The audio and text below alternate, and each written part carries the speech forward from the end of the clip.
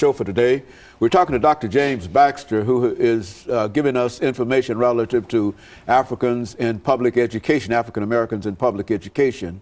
And we're now talking about the so-named historical black institutions of higher education, or more specifically, historical black colleges. And of course, Dr. Baxter, let's start off again by dealing finally with the HBCs and moving forward in reference to African Americans in public education.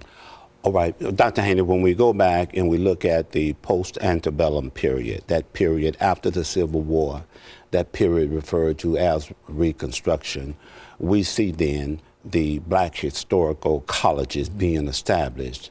Not only that, we see the Reconstruction period in the last phase. But one thing we must remember, even though blacks were beginning to read and write, we also must remember that out of that Reconstruction period came what we refer to as the Negro Amendments, the 13th and the 14th and the 15th Amendment, along with the ongoing education of the freedmen. And schools being established by newly established black churches, along with the northern missionaries coming south. We must understand the greatest achievement that came out of the Reconstruction period and would be the launching pad for us as a people at the turn of the 20th century would be that of the right to vote.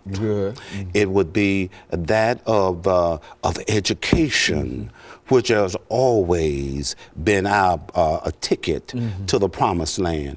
We must also remember that because of the education that we received, it enabled us to move forward as it relates to the well-meaning of economics.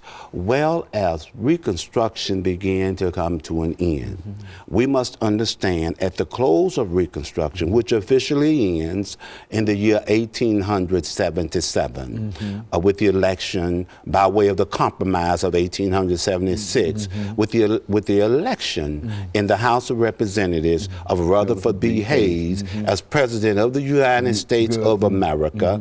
The last of the federal troops were pulled out of the South.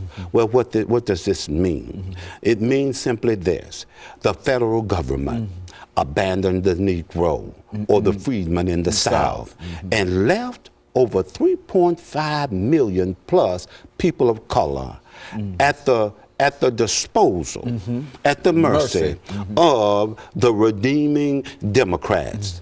These were the ex-Confederates that had control of their state governments before the Civil War.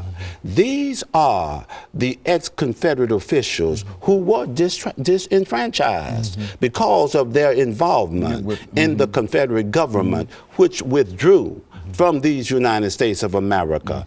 Now they are back in control of their state governments as redeemers. And what they will do is to take away all of the strides of freedoms, all of the rights, all of the things that were accomplished during the Reconstruction period. Their goal was to take us back to where we once were, okay? Now, so we're in this period where people of color are being subjected. They're being terrorized by the Ku Klux Klan. They're being terrorized by other vigilante groups. New voting rights are new voting laws are being imposed. Now we have the grandfather clause. Now we have the poll tax.